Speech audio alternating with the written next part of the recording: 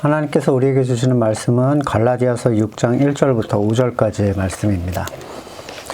형제자매 여러분, 어떤 사람이 어떤 죄에 빠진 일이 드러나면 성령의 인도하심을 따라 사는 사람인 여러분은 온유한 마음으로 그런 사람을 바로잡아주고 자기 스스로를 살펴 유혹에 빠지지 않도록 조심하십시오. 여러분은 서로 남의 짐을 져주십시오. 그렇게 하면 여러분이 그리스도의 법을 성취하실 것입니다. 어떤 사람이 아무것도 아니면서 무엇이 된 것처럼 생각하면 그는 자기를 속이는 것입니다. 각 사람은 자기 일을 살펴보십시오. 그러면 자기에게는 자랑거리가 있더라도 남에게까지 자랑할 것은 없을 것입니다. 사람은 각각 자기 몫의 짐을 져야 합니다. 5장 하반부에서 성령으로 사는 삶과 또 그 열매에 대한 얘기가 이어지면서 바울은 거듭난 성도들에게 행위적인 결단을 촉구를 하고 있습니다. 이는 성령의 열매에 눈에 보이는 실제적인 사안들을 이제 구체적으로 얘기하는 거죠. 우선적으로 기준을 잡아야 하는 부분은 이 권면은 그리스도의 몸 된 그 교회를 바로 세우는 궁극적인 목표를 지향하고 있다는 사실입니다. 다시 말하자면 왜 이런 일을 해야 하는가? 라는 이해가 없이 행하는 어떤 일들은 목표를 잃은 행동이 될 수밖에 없고 더 나아가 목표를 방해하기까지도 합니다. 내가 무엇을 위해 공부를 하는가? 대입인가, 공무원인가, 아니면 자격증인가, 교양을 위한 것인가? 목표가 없이 그냥 공부라는 자체, 행위로서는 힘을 낼 수가 없는 거예요. 그러니까 공부 자체가 그냥 일이 돼버리면 공부에 시간을 채우는 게 행동의 핵심이 되지 무엇을 하겠다라는 목적이 사라진 채 그 일을 허망하게 하게 된다는 거죠. 언젠가 봤던 기사 중에 합기도 관장이 아이를 때려서 죽인 일이 있는데 이 중학생 아이가 아마 술, 담배를 어디 친구들한테 배운 모양이에요. 그래서 엄마가 관장님한테 얘를 좀 바로잡아달라 그 권한을 드렸더니 한 200대인가를 때려서 이 쇼크로 죽은 거예요. 엄마한테 허락받았다라는 건 나는 너를 때려도 된다라는 권한이 핵심이 아니죠. 네, 목표가 있는 거죠. 얘를 바로잡는 일이죠. 바울이 형제를 위한 권면을 이렇게 얘기할 때 그게 궁극적으로 교회를 바르게 세우기 위한 목적을 벗어나서 남을 정죄하거나 또는 자기 의를 위하여 행하는 일이 된다면 안 하니만 못한 일이 될 것입니다. 1절에서 말하는 어떤 사람이 어떤 죄에 빠진다라는 이 부분은 세상에 속한 사람에 대한 내용이 아니에요. 하나님께서는 또는 성경은 성도에게 세상의 죄를 막으라고 하지 않습니다. 세상의 죄를 막는 기준들, 법들 그런 것들이 다 있어요. 세상에도. 그건 성도의 능력 밖에 또는 성도의 의무 밖의 일이고 그렇게 그걸 시키려고 거듭나게 하신 게 아닌 거죠. 거듭난 사람의 입장에서 세상이 가지고 있는 죄의 기준보다 더 본질적인 죄의 기준을 가지고 있는 그 사람의 입장에서 세상이 행하고 있는 자기의 선과 의에 대한 추구들도 하나님 앞에서 추악한 자기 의의 주장이 될 뿐입니다. 만약에 그리스도인들이 세상의 죄를 상관하려고 하면 그는 세상 사람들에게 있어서 하루 종일 듣기 싫은 소리를 해대야 되는 그런 존재가 되겠죠. 문제는 세상에 속한 자들이 그러한 것을 책망당하고 질책당한다고 해서 그들이 달라지겠느냐? 그게 성경이 추구하는 방식이냐? 이거예요. 똑바로 살아라. 거짓말 하지 마라. 삥땅 치지 마라. 성실하게 살아라. 이타적으로 살아라. 이런 얘기들은 세상에서도 하는 얘기들이지만 그 정의는 거듭난 자들이 가지고 있는 그 정의와는 매우 다릅니다. 되지도 않는 곳에서 되지도 않는 일을 시키지도 않았는데 하는 격이에요. 세상의 잘못을 바로잡으러 돌아다니는 사람들이에요. 성도로서. 예를 들면 비행 청소년을 바로잡는 일. 그 바로잡음은 세상의 바로잡음이지 성도의 발음이 아니에요. 열심히 공부하고 부모님께 효도하는 청소년은 하나님께 인정받는 청소년인가요? 그러한 일들은 세상이 감당해야 하는 일이고 자기의 선악의 기준 안에서 세상이 감당해야 되는 일이고 본문에서 말하는 바로잡음과는 관계가 없습니다. 아이에게 바른 진로를 잡아주고 좋은 교육을 시키고 예의 범절을 훈육하는 그런 일들, 세상에 속한 사람도 다 하는 일이에요. 이 본문에 상충된다고 느껴지는 구절이 하나 있죠. 디모데에게 바울이 하는 권면이 있는데 디모데전서 5장 22절에 아무에게나 경솔하게 안수하지 마십시오. 남의 죄에 끼어들지 말고 자기를 깨끗하게 지키십시오. 이 이제 새 번역은 문장을 나눠놨어요. 마침표로 나눠놨는데 원문은 그냥 하나의 문장이에요. 한 가지를 얘기하고 있는 건데 지금 여기는 죄에 끼어들지 말라고 해놓고 오늘 본문에서는 그들의 그 죄에 대한 부분, 짐을 져주라는 포인트를 얘기를 하고 있거든요. 죄로부터 벗어나지 못한 자들에게, 이제 디모데 전서가 하는 얘기는 그 얘기가 아니라 이 얘기예요. 죄로부터 벗어나지 못하고 아직 성숙하지 못한 자들에게 안수를 준다는 얘기는 뭐냐면 그 사람을 세운다는 얘기입니다. 일꾼으로. 교회의 일꾼으로, 기둥으로 세운다는 의미예요. 근데 그 안수를 줌으로써 그 사람을 세우면 그가 아직 죄로부터 자유롭지 못한 상태가 되는데 내가 그를 세워버리면 내가 그들의 죄에 섞이는 결과를 갖게 된다는 거예요.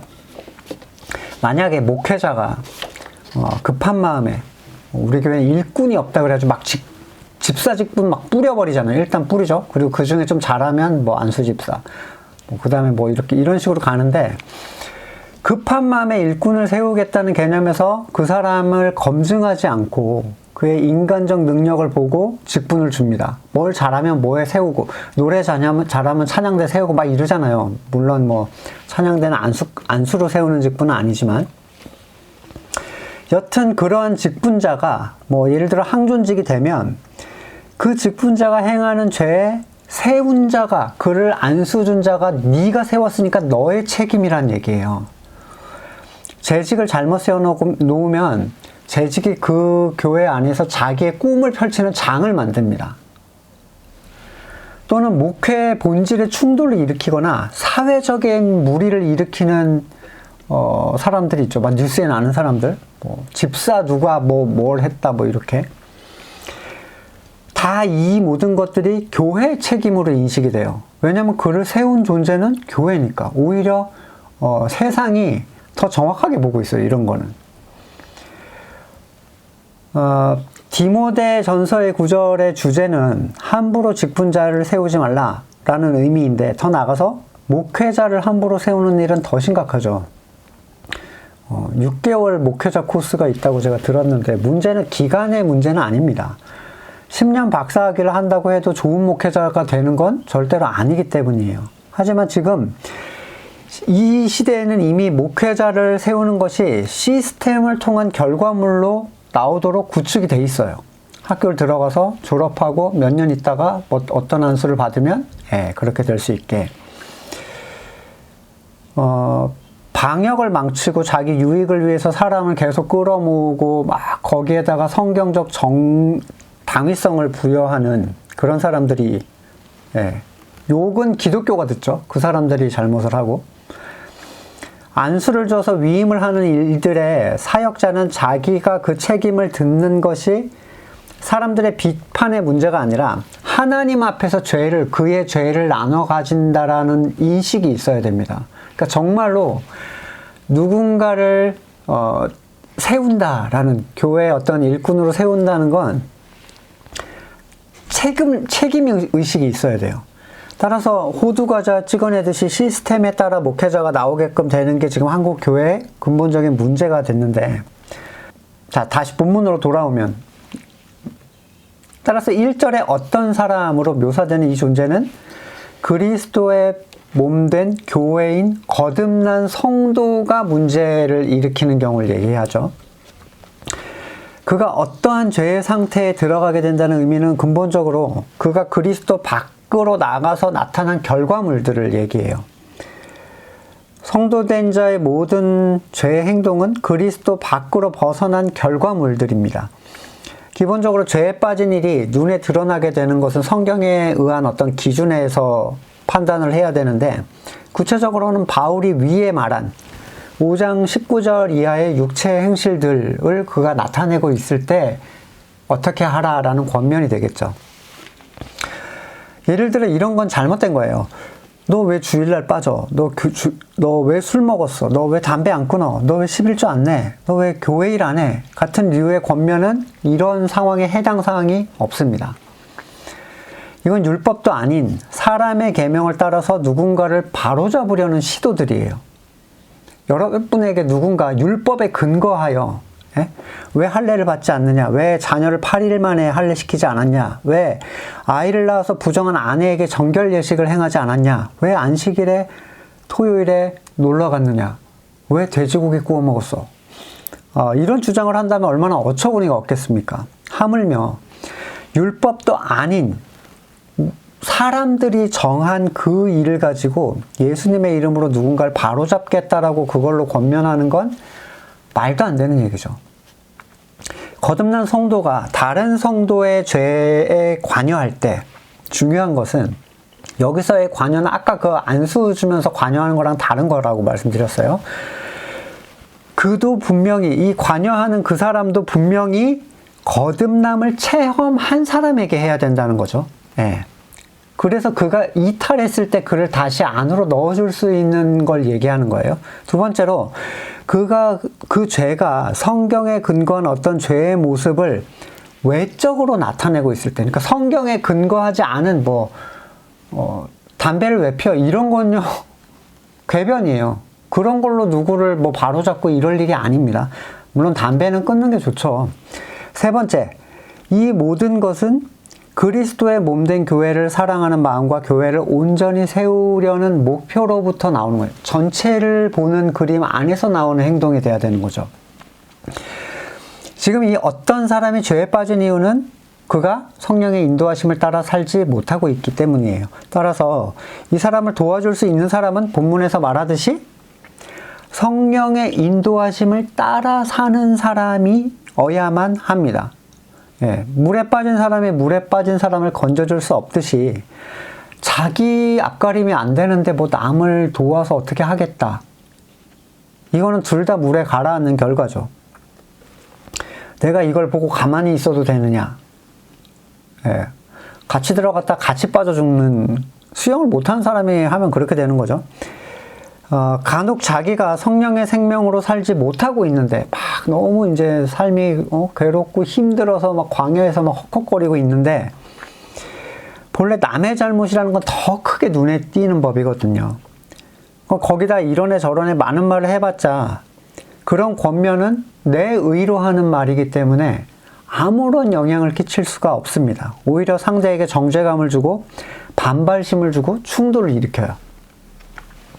성령의 인도하심을 따라 사는 사람은 그냥 거듭난 모든 사람을 얘기하는 게 아니라 참으로 그리스도의 생각의 셈으로 그 마음이 충만하게 차 있어서 행동으로 흘러나와서 그의 삶에 선한 열매가, 성령의 열매가 맺히는 사람들을 얘기합니다.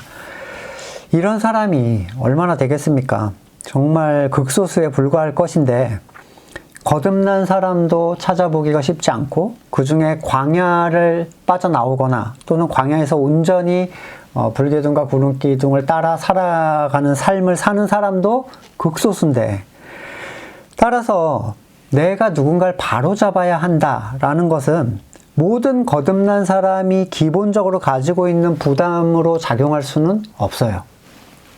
그러니까 내가 누군가를 전도해서 하나님을 향하게 해야 되겠다, 이런 것은 그가 장성한 자가 되었을 때 하나님께서 그를 통하여 일하시는 현상입니다. 주님께서는 이 일을 본을 보이시면서 그걸 행하라고 제자들에게 당부를 하셨습니다. 요한복음 13장 14절 세족을 하시면서 내가 너의 발을 씻겨주었으니 너희도 남의 발을 씻겨주어야 한다라는 내용이 오늘 갈라디아서 본문인 거예요. 내가 너희에게 한 것 같이 너희도 이렇게 하라고 내가 본을 보여준 것이다. 자, 성경의 인물 중에 가장 하나님의 마음을 기쁘게 했던 사람이라면 단연코 다윗이 떠오릅니다. 어려서부터 하나님 찬양하기를 삶으로 살았고 맡겨진 작은 양을 위해서 사자와 곰과 싸워내는 그 놀라운 책임감, 또 이스라엘 전군대의 사기를 꺾었던 골리앗을 호를 단신으로 나가서 쓰러뜨리고 온갖 악행을 일삼고 자기를 죽이려고 했던 사울을 하나님의 기름 부으신 자라는 이유로 손대지 않았던 사람. 그래서 하나님께서 그를 너무 사랑하셨어요. 근데 그가 그렇게 해서 사랑했는가라는 이제 질문은 오늘의 본질이 아니기 때문에 조금 뒤로 빼겠습니다. 그런데 이제 그러한 사람을 사랑하신 거죠. 그랬던 그가 모든 걱정이 다 사라지고 할 일이 없으니까 이제 낮잠을 자고 초저녁에 일어난 거예요. 그리고 궁정 옥상을 한가로이 거닐 때 세상적으로 이걸 이해하자면 마치 하나님께서 그의 역경 그리고 순종을 보시고 모든 세상적 부귀 영화와 명예 권력 평안까지 다 쏟아 부어주셨다고 세상의 평가를 받을 만한 그 시점에서 우리아의 아내 밧세바의 목욕 장면을 보는 순간 그는 다른 사람이 되어버립니다. 적진에 나가 있던 충성스러운 장수의 아내와 간음을 했죠. 그리고 임신시키고 그걸 덮기 위해서 장수를 불러서 아내와 동침하게 하려고 덮으려고 했는데 안 되니까 결국 이 장수를 적진 깊숙이 들어가도록 지시해서 청부 살해를 한 거예요. 어떻게 이를 동일한 인물이 했다라고 할 수 있을까? 그러니까 서서히 변한 게 아니라 그 옥상에서 갑자기 딴 사람이 된 것 같이 변해버렸어요. 다윗에게는 나름의 정당성, 세상적 정당성이 있었죠. 왕은 사실 뭐든지 해도 됩니다. 하지만 그는 하나님의 율법 앞에서는 그게 꺼리낌이 있었죠. 그래서 정당성을 추구하기 위해서 인간의 지혜로 무화과 잎을 만들어서 그걸 가려보려고 했어요. 자기의 수치를. 그는 하나님뿐만 아니라 모든 사람 앞에서 완전히 벗겨진 채 수치를 당해야만 했습니다. 아니 요셉 어땠어요? 보디발의 아내가 달려들었을 때 그걸 뿌리치고 나왔는데 다윗은 달려든 것도 아니고 자기가 다가가서 이렇게 했다는 거죠. 다윗이 요셉보다 여자에 약해서인가? 결국 성도의 무너짐이라는 것은 자기의 타고난 성향에 달린 일입니까? 그러면 여자에 약한 사람은 여자 쪽에 무너지고 물질에 약한 사람은 물질 쪽에 무너지고,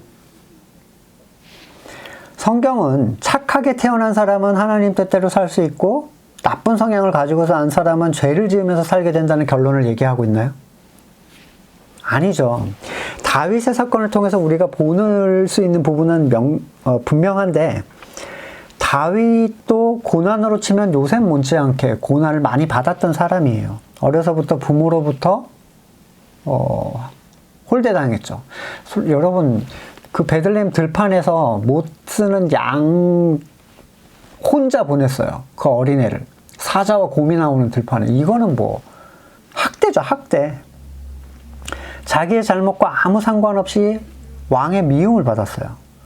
목숨을 부지하기 위해 택하신 이스라엘을 떠나서 괴로 여기던 이방인의 땅에서 거짓 충성의 시간을 보내면서 마음을 엄청 괴로워했던 사람이죠. 도대체 왜 정당한 방식이 아닌, 심지어 자기의 충신의 아내를 범했는가? 그가 하나님을 의지하지 않아도 될 만한 모든 세상적 견고함 안에 있었기 때문입니다. 내면적으로도 외면적으로도.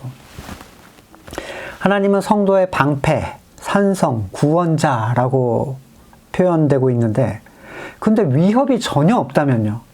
아무것도 날 위협하지 않는 것 같아요. 그 위협이 단순히 눈에 보이는 것들이 아니라 내 연약함, 약점들까지도 감지되지 않는 상태라면,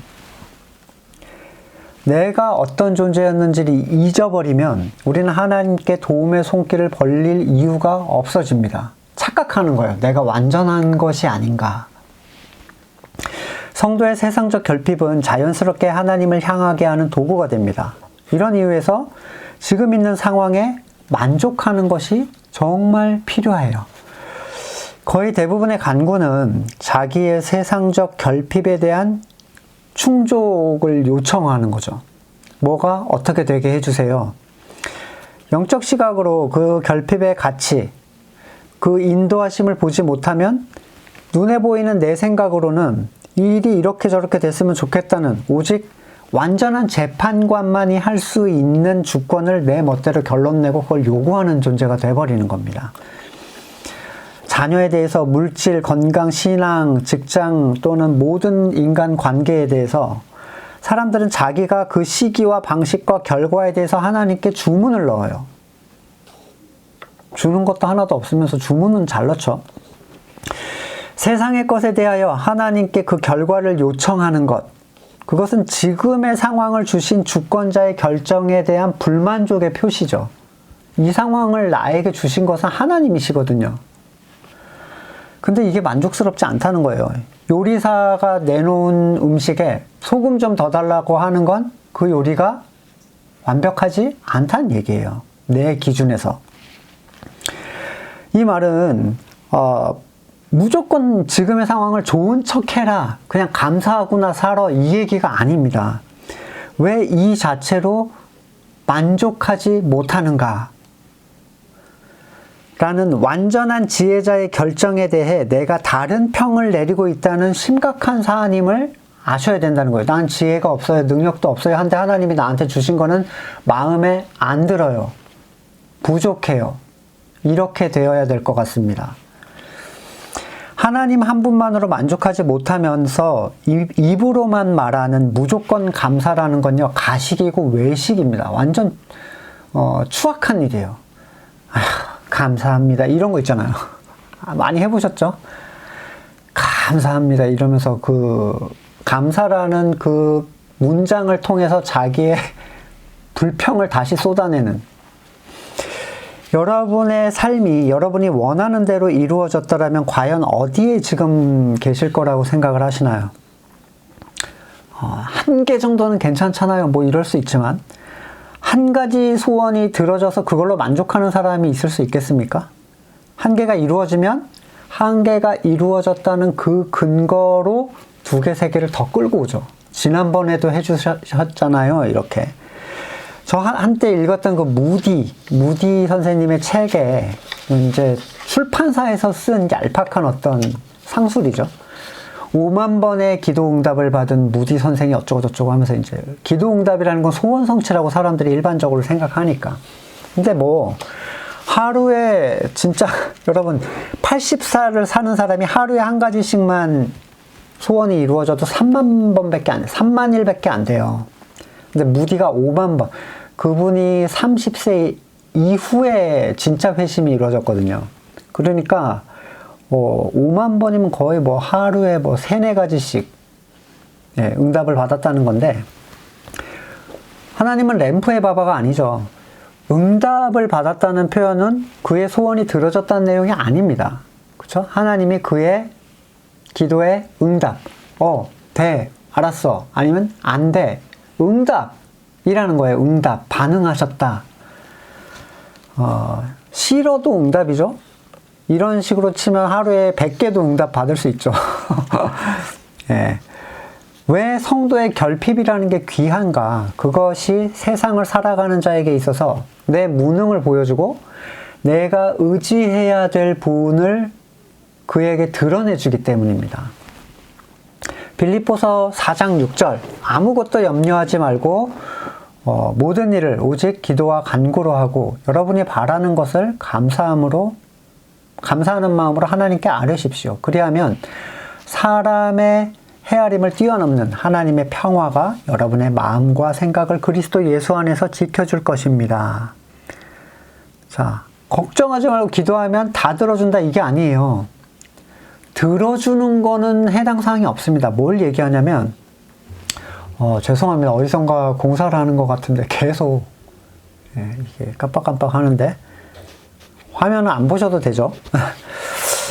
자, 소원이 들어질 것이라는 것 대신에 너의 마음과 생각을 그리스도께서 지켜주실 것이다 라는 세상에 속한 사람의 입장에서는 김이 빠질 만한 얘기를 합니다. 자, 사람의 헤아림을 뛰어넘는 하나님의 평화. 이게 도대체 뭘까요? 사람은 눈에 보이는 것으로 판단합니다. 그걸로 간음하죠. 미래를 그리고 그걸로 두려워하고 분노해야 합니다. 그리고 눈에 보이는 것은 누구에게 속해 있어요? 사탄에게 속해 있죠. 세상은. 하나님은 그것들을 사탄에게 넘겨주시고 권한을 주셨어요. 네 마음대로 해봐. 내가 내 일을 하는 걸 보여주겠다. 그것 없이. 이 어마어마한 사건인데. 생각을 지켜주신다는 것은 그가 보이는 것에 휩쓸리지 않고, 쉽게 말해 사탄의 꼬임에 넘어가지 않고 그리스도 안에서 살게 해주신다라는 의미예요. 계속 말하고 있지만 생각이 무너지면 그는 사탄이 원하는 곳으로 휩쓸려 가게 됩니다. 다윗이 그의 생각이 하나님으로 채워지지 않자 그가 누리고 있던 모든 세상의 유익들은 결국 그에게 칼을 겨눴어요. 그가 왕이 아니었더라면, 그의 왕국이 평안하지 못했더라면, 그가 멋진 옥상이 없는 왕국에 살고 있었다면, 그가 낮잠을 잘 정도로 한가하지 못했다면 그의 상황은 어려웠어도 그는 하나님을 떠올릴 수 있었을 겁니다. 하지만 그가 가졌던 모든 유익은 하나님의 도우심과 하나님에 대한 생각을 필요치 않게 만들었습니다. 빌립보서 4장 8절에 쭉 이어지면 마지막으로 형제자매 여러분, 무엇이든지 참된 것, 경건한 것, 옳은 것, 순결한 것, 사랑스러운 것, 명예로운 것, 또 덕이 되고 칭찬할 만한 것이면 이 모든 것들을 생각하십시오. 다시 생각을 언급하죠. 언제나 행동보다는 생각이 먼저입니다. 생각이 세상에 있으면서 하는 행동은 율법적이며 자기의 의에 속한 행동들. 이런 거는 아무런 의미가 없는 행동이에요. 생각의 보호를 받는다는 가치, 이 가치로 인해서 바울은 자기의 모든 유익을 그리스도를 위하여 배설물로 여기기 시작합니다. 내가 내 마음과 생각을 지킬 수만 있다면 다른 건 다 얼마든지 내줄 수 있어요. 왜? 그 생각이 그 사람을 행동하게 만드니까요. 9절에 이어져서 그리고 여러분은 나에게서 배운 것과 듣고 본 것을 실천하십시오. 이 실천하라는 건 뭐죠? 종교 행위를 하라는 얘기가 아니에요. 그렇죠? 복음에 관한 얘기입니다. 뒤쪽에 쭉 넘어가면 나는 궁핍해서 이러는 게 아니에요. 어떤 처지에서든지 스스로 만족하는 법을 배웠습니다. 어떤 처지에서든지 비천하게 살 줄도 알고 풍족하게 살 줄도 알고 배부르거나 굶주리거나 풍족하거나 궁핍하거나 그 어떤 경우에도 적응할 수 있는 비결을 배웠어요. 그게 뭐죠? 하나님께서 이 상황을 나에게 가장 좋은 것으로 주셨다. 가장 선한 것으로 날 이끌어 가실 것이다. 이 상황을 통해서. 나에게 능력을 주시는 분 안에서 나는 모든 것을 할 수 있습니다. 라는 이 할 수 있다는 건 어느 상황에도 처할 수 있다는 얘기예요. 그러니까 상황이 그를 바꾸지 못한다는 얘기를 하고 있습니다. 바울에게는 어떤 상황이 그리스도 안에 거하는 데 있어서 방해가 되지 않았습니다. 왜냐하면 그 상황은 사람은 헤아릴 수 없는 창조주의 선하신 뜻과 계획 아래서 택하신 자들에게 주어진 것이기 때문이에요. 구국기도회 같은 데서 맨날 내거는 그 타이틀이 뭡니까? 공산주의가 무너지게 해달라고. 평화통일이 되게 해달라. 예. 자기 뜻으로 자기가 결정해서 구하는 것들이 있죠. 공산주의가 세상에 있는 게 하나님의 부재나 무심함으로 생긴 결과가 아니죠. 아수르, 바벨론, 페르시아, 로마에 이르기까지 그 나라들이 이스라엘을 괴롭혔던 것이 그들이 얘네 나라 없어지게 해주세요라고 기도하지 않아서 생긴 게 아니에요. 예수 그리스도의 십자가 죽음 이후에 이스라엘은 로마를 이기고 세상 위로 올라가서 막 휘황찬란한 국가가 된 게 아니죠. 자, 디모데전서 6장 6절. 자족할 줄 아는 사람에게는 경건은 큰 이득을 줍니다. 여기서 말한 자족이란 하나님께서 지금 내게 주신 이 자리의 모든 환경과 상황을 의미합니다. 세상에 속한 모든 사람의 불만과 분노는 자족하지 못하는 마음으로부터 오는 것이고 성도에게 있어서 이 의미는 하나님의 그를 향하신 다루심에 대한 불만의 결과예요. 이렇게 되게 해주세요. 저렇게 되게 해주세요. 그러니까 성경적 관점에서의 간구가 아닌, 하나님의 나라와 의를 위한 간구가 아닌 나머지 모든 것들이요. 디모데전서 6장 6절에서 7절 이하로 이제 넘어가면, 우리는 아무것도 가지고 오지 않았으므로 가지고 떠날 수 없습니다. 먹을 것과 입을 것이 있으면 그것으로 만족해야 됩니다. 그러나 부자가 되기를 원하는 사람들은 사람을 파멸과 멸망으로 빠뜨리게 되는데, 돈을 사랑하는 것이 일만하게 뿌리다.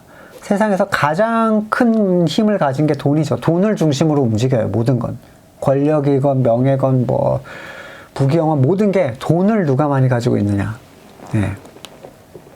근데 이것 때문에 믿음에서 떠나 헤매기도 하고 많은 고통을 겪기도 한 사람이 더러 있습니다.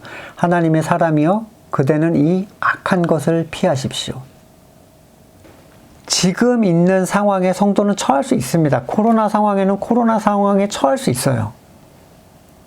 그가 그리스도를 의지하고 있다면 그는 어떤 상황에서든지 평안을 잃지 않을 수 있습니다.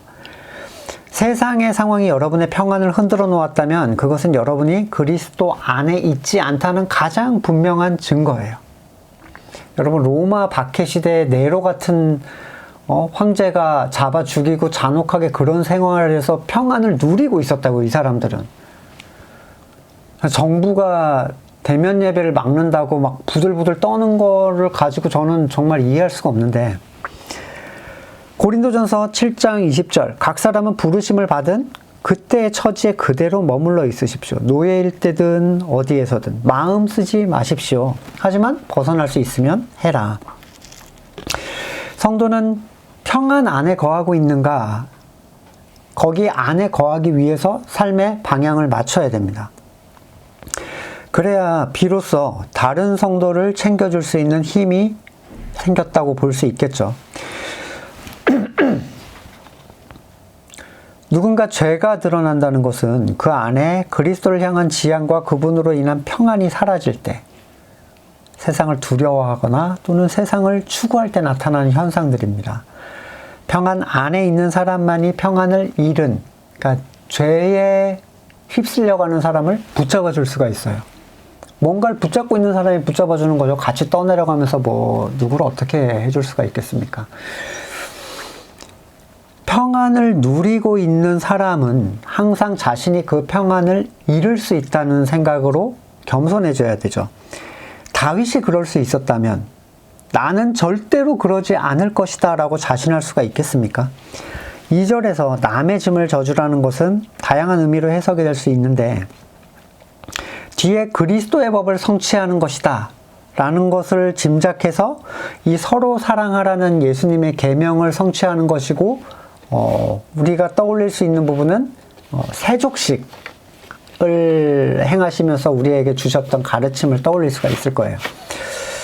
남에게 짐을 지우지 않으려는 게 일반적으로 세상에서 개념 있는 사람들의 모습이죠. 예, 짐이 되고 싶지 않은 건 보편적인 사람의 특징입니다. 물론 짐만 되는 사람도 있긴 하지만 성도는 좀 다른데, 성도는 짐이 되지 않을 수 있는 사람은 아무도 없어요. 그러니까 의지하지 않고 혼자서 나는 가겠다, 이건 불가능한데, 마치 손이 나는 분리돼서 혼자 살 수 있어, 어떠한 도움도 안 받아도 돼 라고 얘기하는 것과 같아요. 모든 장기, 신경, 핏줄과 심장의 도움, 모든 다른 지체의 도움을 받아서 자신의 역할을 감당할 수가 있는 겁니다. 혼자서 짐을 지고 끙끙 앓는 거는 한 지체가 어떤 도움도 받지 않고 나는 혼자 건강해질 거야 라고 주장하는 거예요. 그러한 지체는 실패해서 헤어나올 방법이 없습니다.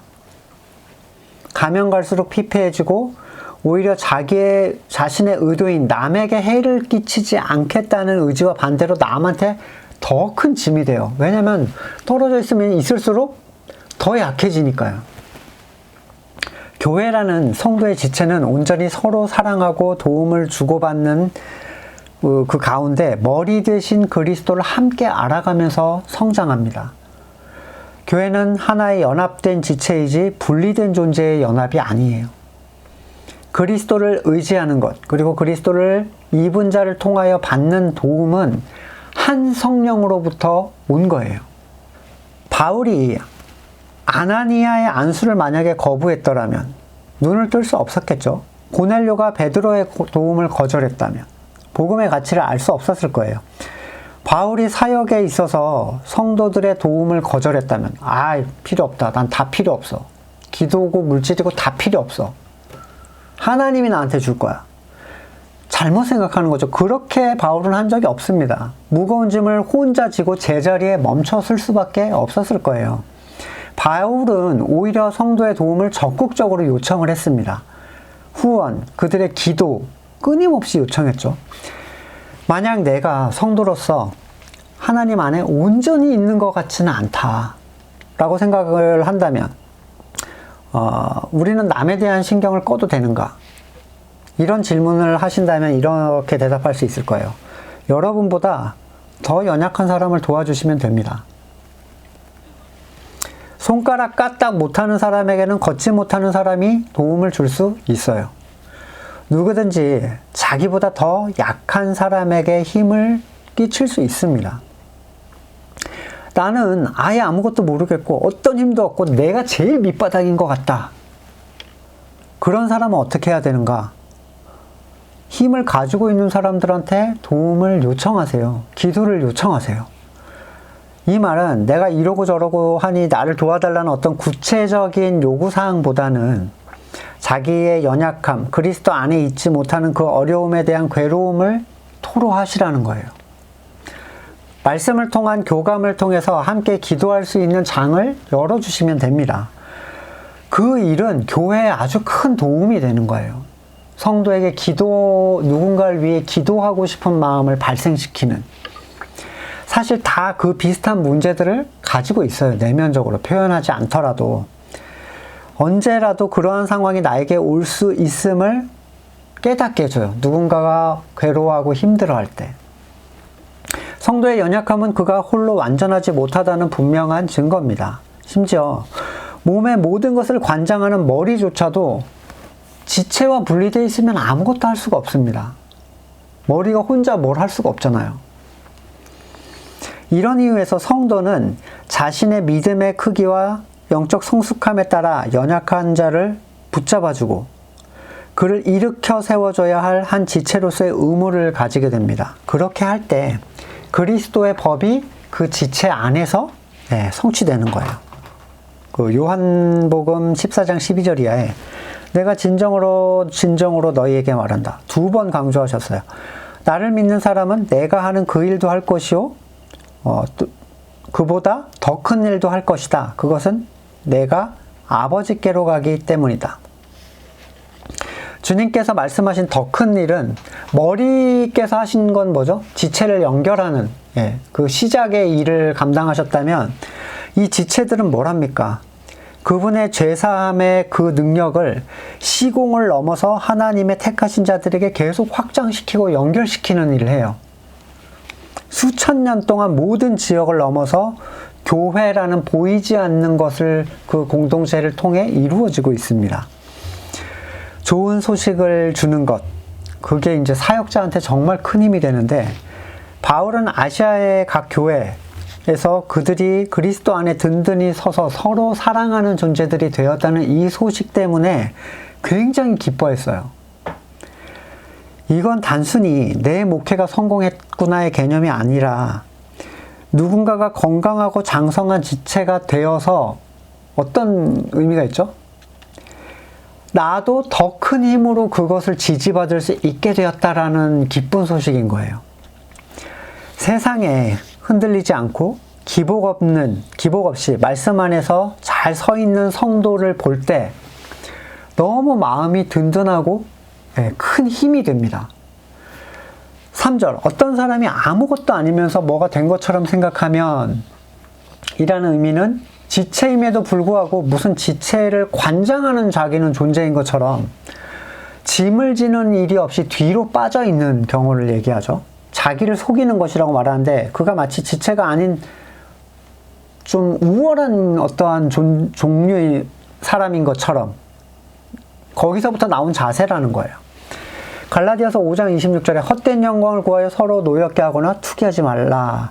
이 본문처럼 다른 지체에 대한 성도의 바른 태도는 자기 자신에 대한 자기의 태도로부터 발생을 하는데, 어떤 존재도 바울이나 모세 또는 베드로나 할 거 없이 성도 위에 있는 성도는 없습니다.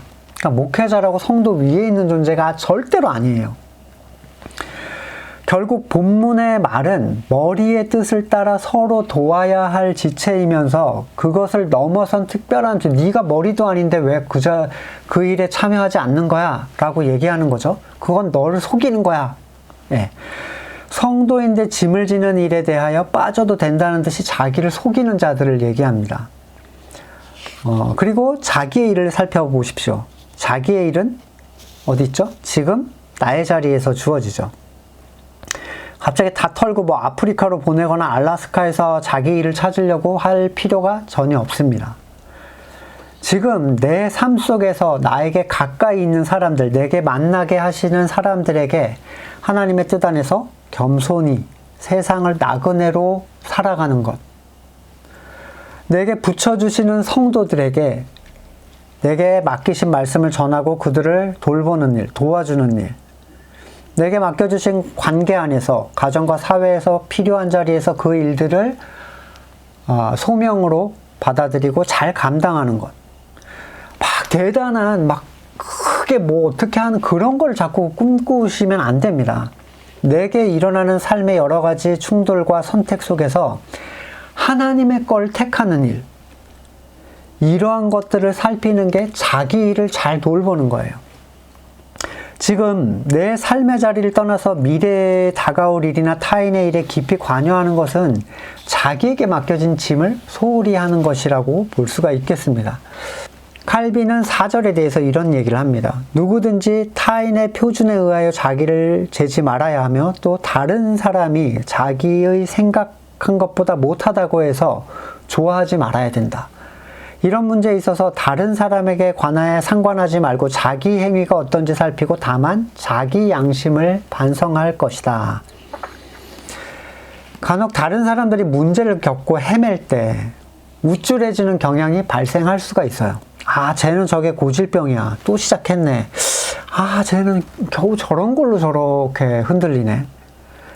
하지만 성도는 자기 자신이 어떠한지를 잘 생각해야 되는데, 비교 우위에서 내가 칭찬받을 수 있다라고 생각할 수가 있어요. 다 30점인데에서는 50점 받은 사람이 잘한 점수긴 하죠. 하지만 완전하신 그리스도의 앞에서, 모든 것을 주관하시는 머리 대신 그리스도 앞에서 어디에서도 자랑할 수가 없다는 거예요.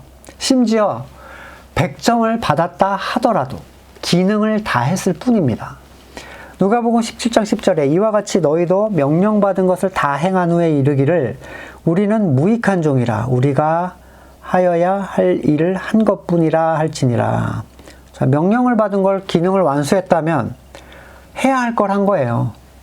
자랑할 일이 아닙니다. 더구나 그 힘을 주신 분이 하나님이시라면 더 그런 거죠. 명령받은 것을 완수했다면 해야 될 걸 한 것뿐입니다.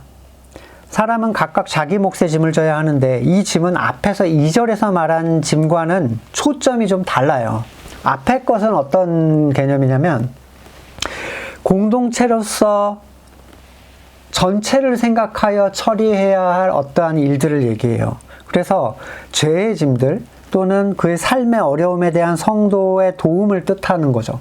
그가 무너지면 분명히 나한테 연약함이 발생할 거예요. 하나이기 때문에. 여러분 손가락 아프면 나한테 연약함이 머리에는 연약함이 안 생기는 게 아니죠. 전체가 다 그걸 신경 쓰게 되잖아요. 따라서 본문의 설명에 근거해서 이 얘기는, 각자의 짐이라는 것은 그 개인의 삶 가운데 주어진 그만의 어떤 일들을 얘기합니다. 삶 속에서 주어진 자기의 일, 생업 또는 관계 속에서의 일을 잘 살피고 교회라는 전체의 틀 안에서는 자기의 위치를 잊지 않고 늘 겸손한 자세로 성도의 삶을 스스로 지켜가는 것들, 그걸 얘기하죠. 교회는 지체로 비유하자면 아직 성장하지 못하거나 또는 약한 부분이 있기 마련입니다. 또한 지체는 서로가 서로의 약함을 짊어지고 계속 십자가의 길을 걷는 하나의 머리를 가진 공동체예요. 여러분에게는 이런 교회됨의 감격, 그리고 그 유익에 대한 누림이라는 것들이 어떻게 이루어지고 있는지를 한번 살펴보실 필요가 있어요. 내 삶에는 이런 게 하나도 없어 라고 하면 교회의 가치 안에 그러니까 교회가 된다라는 의미는 뭐냐면요, 이러한 가치를 누리게 하기 위해서 교회를 하나님이 이 땅에 세우신 거거든요. 근데 나는 이런 거는 아무리 눈 씻고 쳐다봐도 이런 건 없어. 그러면 거기를 어떻게 온전한 교회라고 할 수가 있겠는가? 질문을 던질 수밖에 없을 거예요. 그리고 이러한 가치 속에서 각자 나에게 주어진 나의 짐을 잘 지고 있고 또 다른 이의 짐을 함께 지는 그러한 삶을 살피고 있는가, 살고 있는가, 말씀을 묵상하시면서 한번 같이 기도해 볼 수 있기를 원합니다.